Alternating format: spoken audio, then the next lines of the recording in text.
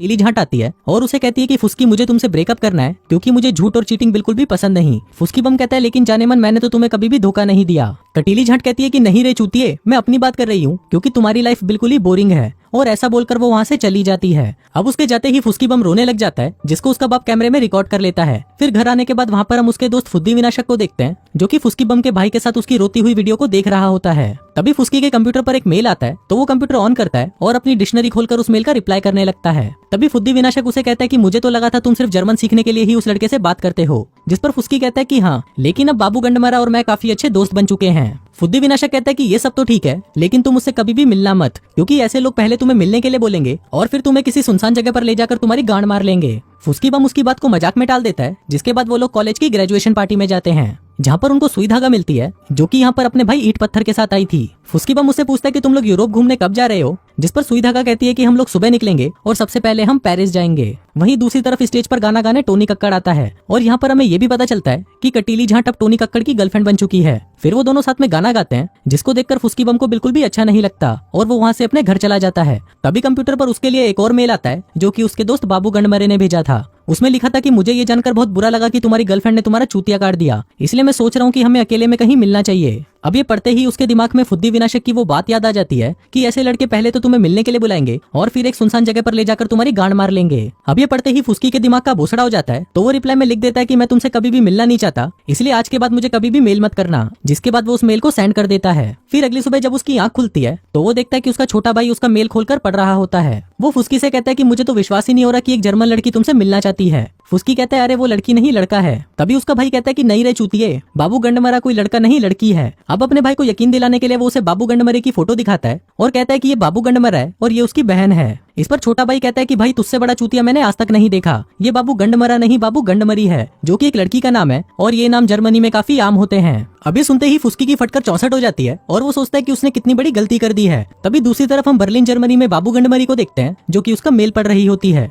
फिर वो रिप्लाई में लिखती है कि अगर तुमको मुझसे नहीं मिलना तो मुझे भी तुमसे नहीं मिलना, जिसके बाद वो उसे ब्लॉक कर देती है। अब फुस्की ये देखकर बहुत अपसेट होता है कि उसने उसे ब्लॉक कर दिया। तभी वहाँ पर फुद्दी विनाशक आता है और उससे पूछता है कि क्या हुआ। फुस्की कहता है कि मुझे बाबू गंडमरी से प्यार हो गया है जो कि एक लड़का नहीं लड़की है और अब मुझे जर्मनी जाकर उससे मिलना है। जिस पर फुद्दी विनाशक कहता है कि मैं भी तुम्हारे साथ चलूंगा। फिर अगले दिन वो दोनों एयरपोर्ट जाते हैं लेकिन वहाँ पर उन्हें डायरेक्ट बर्लिन की फ्लाइट नहीं मिलती तो वो इंग्लैंड की फ्लाइट ले लेते हैं। फिर वहाँ से वो बस पकड़कर पेरिस की तरफ निकल जाते हैं जहाँ पर उन्हें सुई धागा और ईंट पत्थर मिलते हैं। फिर रात को डिनर करते वक्त फुस्की उन दोनों भाई बहन से कहता है कि तुम्हें भी हमारे साथ चलना चाहिए क्योंकि इसके बाद पता नहीं हम लोग एक साथ कब घूम पाएंगे, इसलिए यही सबसे अच्छा मौका है साथ में टाइम बिताने का। अब वो दोनों भाई बहन उसकी बात मान जाते हैं लेकिन वो कहते हैं कि हम वहाँ पर डायरेक्ट नहीं बल्कि अलग अलग शहरों में घूमते हुए जाएंगे। जिसके बाद वो घूमते घूमते सबसे पहले एम्स्टरडैम पहुंचते हैं जहाँ पर वो लोग किसी यूरोपियन लड़की के साथ घचाघच करना चाहते थे। इसके बाद फुद्दी विनाशक घचाघच करने के लिए क्लब में जाता है। फिर उस क्लब की मैनेजर फुद्दी विनाशक से कहती है कि कभी कभी हमारे क्लाइंट्स इतने ज्यादा खुश हो जाते हैं कि वो खुशी के मारे नाना चिल्लाने लगते हैं जबकि उनको हाँ हाँ करना चाहिए, इसलिए हमने इसके लिए एक पासवर्ड रखा है। फुद्दी विनाशक पूछता है कि कैसा पासवर्ड। मैनेजर कहती है कि अगर घचाघच के दौरान तुम ज्यादा ही उत्तेजित हो जाओ तो तुम उस पासवर्ड का यूज कर सकते हो और जब तक हम उस पासवर्ड को नहीं सुनेंगे हम नहीं रुकेंगे। अभी सुनकर फुद्दी विनाशक खुश हो जाता है और उस पासवर्ड वाली पर्ची को अपनी जेब में रख लेता है। अब इसके बाद उसके दोनों हाथों और पैरों को बांध दिया जाता है और वहाँ पर दो मुस्टंडों को बुलाया जाता है जिनके पास एक करंट वाली मशीन होती है। अभी देखते ही फुद्दी विनाशक की फट जाती है लेकिन तभी उसे वो पासवर्ड याद आता है तो वो अपनी पॉकेट में से पर्ची निकालता है।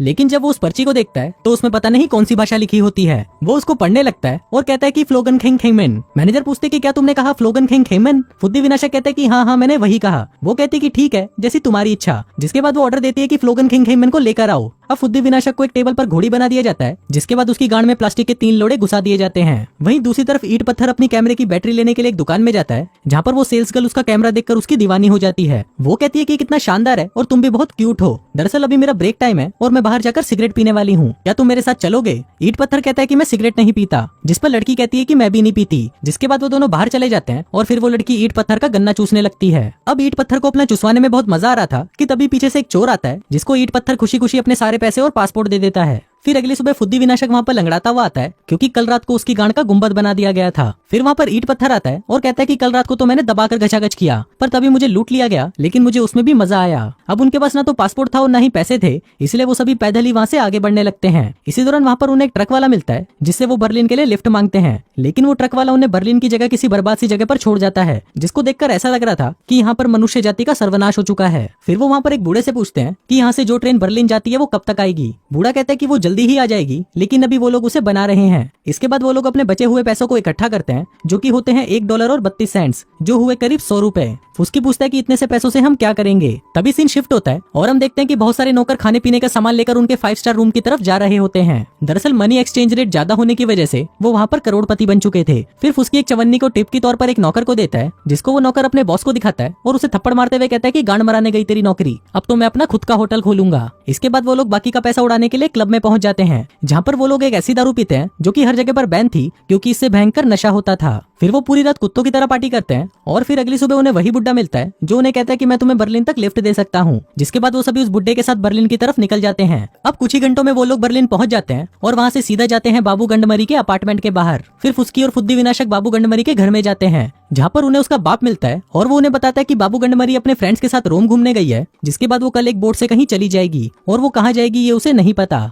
अभी सुनकर फुस्की निराश हो जाता है और वो दोनों बाहर आ जाते हैं। फिर फुस्की सबसे कहता है कि तुम लोग अपने घर पर फोन करके पैसे मंगवा लो और वापस अपने घर चले जाओ, क्योंकि मैं तो इतना दूर आने के बाद उसे ढूंढे बिना नहीं जाऊंगा। लेकिन तभी ईंट पत्थर टेबल पर बहुत सारे पैसे रखता है और कहता है कि हम सब साथ में रोम चलेंगे। अभी देखकर सभी उससे पूछते हैं कि तू इतने पैसे कहाँ से लाया, जिस पर ईंट पत्थर कहता है कि मैंने अपना कैमरा बेच दिया। इसके बाद वो सभी रोम की तरफ निकल जाते हैं। दूसरी तरफ हम एक म्यूजियम देखते हैं, जहाँ पर बाबू गंडमरी अपने ग्रुप के साथ घूम रही होती है। तभी वो चारों भी वहाँ पर पहुंच जाते हैं, लेकिन गार्ड्स उन्हें अंदर जाने से मना कर देते हैं और कहते हैं कि अंदर सिर्फ प्राइवेट ग्रुप वाले ही जा सकते हैं। तभी सुई धागा उसे कहती है कि हम लोग भी एक प्राइवेट ग्रुप हैं और हम लोग अमेरिका से आए हैं और ये चूतिया हमारा टूर गाइड है। फिर ईंट पत्थर उसे शहर के इतिहास के बारे में बताने लगता है, जिसको सुनकर वो उन्हें अंदर जाने देता है। अब वो लोग वहाँ से जा ही रहे थे कि तभी वहाँ पर गार्ड आ जाता है और ईंट पत्थर से कहता है कि क्या तुम इन लोगों को भी गाइड कर सकते हो, जिस पर वो कहता है कि हाँ क्यों नहीं। जिसके बाद वो उस ग्रुप को पूरे म्यूजियम की सभी चीजों के बारे में बताने लगता है। वहीं हम फुस्की और फुद्दी विनाशक को देखते हैं, जो कि बाबू गंडमरी को ढूंढने में लगे हुए थे। दूसरी तरफ बाबू गंडमरी उनके ऊपर वाले फ्लोर पर घूम रही थी, जहाँ पर उनकी गाइड उन्हें बताती है कि हमें इस कमरे में जाने की परमिशन नहीं है। फिर गंडमरी उससे पूछती है कि ये क्या है, जिस पर गाइड बताती है कि ये एक आगाज की घंटी है। जब इस देश के पॉप की मृत्यु हो जाती है तो इसे बजाया जाता है। अब उनके वहाँ से जाते ही वहाँ पर फुस्की और फुद्दी विनाशक भी पहुंच जाते हैं। फुद्दी विनाशक वहाँ पर पहुंचते ही उस घंटी की रस्सी को खींच देता है, जिसके बाद वो दोनों उसी कमरे में चले जाते हैं जहाँ पर जाने की उन्हें परमिशन नहीं थी। वहीं आगाज की घंटी बजने लगी थी, जिससे सभी को लगता है कि पॉप मर चुके हैं। दूसरी तरफ वो दोनों चूतिए अंदर चले जाते हैं, जहाँ पर फुद्दी विनाशक पॉप की टोपी पहन लेता है। फुस्की कहता है कि चूतिए उसे नीचे रख। फिर फुद्दी विनाशक उसे लेकर एक मोमबत्ती के आगे खड़ा हो जाता है, जिस वजह से उसकी टोपी में आग लग जाती है। फिर फुद्दी विनाशक उस टोपी को उतारकर उसे चिमनी में डाल देता है, जिससे उस चिमनी में से सफेद धुआं निकलने लगता है। अब चिमनी में से सफेद धुएं निकलने का मतलब था कि पुराने पॉप की जगह नए पॉप को चुन लिया गया है। वहीं कमरे में बहुत धुआं हो गया था, तो फुस्की वहां से निकलने की कोशिश करता है। फिर वो जैसे ही खिड़की से बाहर देखता है तो उसे वहां पर बाबू गंडमरी दिख जाती है। फिर वो जैसे ही वहां से बाहर जाने लगता है, तभी वो वहां पर लगे पर्दों के बीच फंस जाता है, जिस वजह से पर्दे उस पर लिपट जाते हैं। फिर वो जैसे ही बाहर निकलता है तो सभी लोग उसको देखकर चिल्लाने लगते हैं और कहते हैं कि यही है हमारे नए पॉप। अब ये देखकर फुस्की भी अपने आप को पॉप समझ लेता है और हाथ हिलाकर सबको इशारा करता है। वहीं असली पॉप भी टीवी पर ये सब देख रहे थे और वो पूछते हैं कि ये सब क्या चल रहा है। इसके बाद फुस्की जोर जोर से बाबू गंडमरी चिल्लाता है और अपने ऊपर से पर्दे उतारकर खिड़की से जंप लगाता है और एक पर्दे के सहारे फिसलता हुआ नीचे पहुंचता है। फिर वो बाबू गंडमरी के पास आता है और उसे कहता है कि देखो मैं तुम्हारे पास आ गया। वहीं बाबू गंडमरी मुस्कुराते हुए उससे पूछती है कि तुम कौन हो। फुस्की कहता है कि मैं वही फुस्की बम हूँ जिससे तुम मेल पर बातें किया करती थी। बाबू गंडमरी उसे पूछती है कि तुम यहाँ पर क्या कर रहे हो, जिस पर फुस्की कहता है कि मैं यहाँ पर तुम्हारे लिए आया हूँ और मैं तुम्हें बताना चाहता था कि मैं तुमसे प्यार करता हूँ। अभी सुनकर बाबू गंडमरी उसे खींचकर चर्च में ले जाती है, जहाँ पर वो दोनों धुआंधार गचागच करते हैं। फिर गचागच के बाद बाबू गंडमरी कहती है कि मैं तुमसे मेल पर बात करूंगी, जिसके बाद वो वहाँ से चली जाती है। फिर वो सभी वापस अमेरिका के लिए निकल जाते हैं और वहाँ पर हम सुई धागा और फुद्दी विनाशक को देखते हैं, जिन्होंने इस ट्रिप के दौरान एक बार भी गचागच नहीं किया था। इसलिए सुई धागा उठकर बाथरूम में जाती है और फुद्दी विनाशक को इशारा करती है। फिर वो भी भागकर वहाँ पर जाता है, जिसके बाद वो दोनों वहीं पर ही दबाकर गचागच करते हैं। फिर फिल्म के लास्ट सीन में हम देखते हैं कि फुस्की ने एक दूसरे शहर में कॉलेज ज्वाइन कर लिया है। तभी उसके रूम का दरवाजा नॉक होता है और वो जैसे ही दरवाजा खोल के देखता है तो उसके सामने बाबू गंडमरी खड़ी होती है। वो उससे पूछता है कि तुम यहाँ पर क्या कर रही हो, जिस पर बाबू गंडमरी कहती है कि मैं इस कॉलेज में पढ़ने आई हूँ और अब से मैं इसी रूम में तुम्हारे साथ रहूंगी। जिसके बाद वो दोनों एक दूसरे से चिपक जाते हैं और फिर से गचागच मचाने लगते हैं और इसी के साथ ही ये फिल्म यहीं खत्म हो जाती है।